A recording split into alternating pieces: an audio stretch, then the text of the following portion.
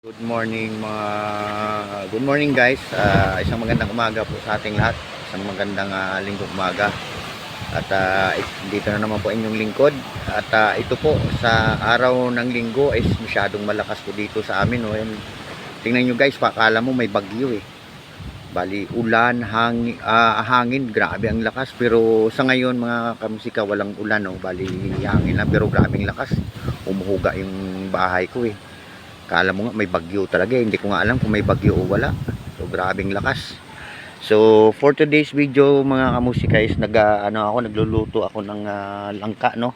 Ginataang langka. Ulam para sa tanghalian. Sa mga nag-comment, ayan oh. Sa mga nag-comment kanina no doon sa pinost ko na kung anong magandang ihalo sa langka is sabi nila yung tulingan daw at saka masarap sana, kaso lang ang problema ay malakas dito, walang isda sa amin. So pinagbuti ko na lang na ito na lang ang ihalo ko no. Yan daing at saka dilis na tuyo, ayan. Tsaka ito po sibuyas, luya at saka garlic, bawang. Ayan po yung gata.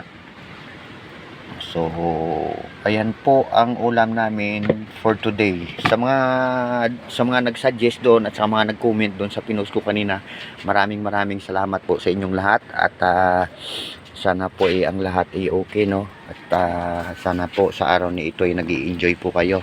At ito po ang inyong lingkod nagluluto. So, para maaga tayong magluto, para maaga din makakain yung mga bata. So, ayan po yung ginataan.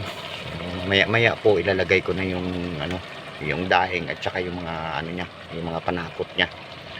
So ayan lang po. Ayan lang po muna. So mga kamusika, don't forget to like, follow and share.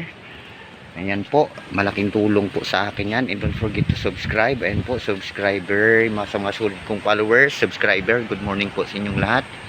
Ayan po, grabe ang lakas. So don't forget to share and like po. Maraming salamat sa inyong tulong at suporta.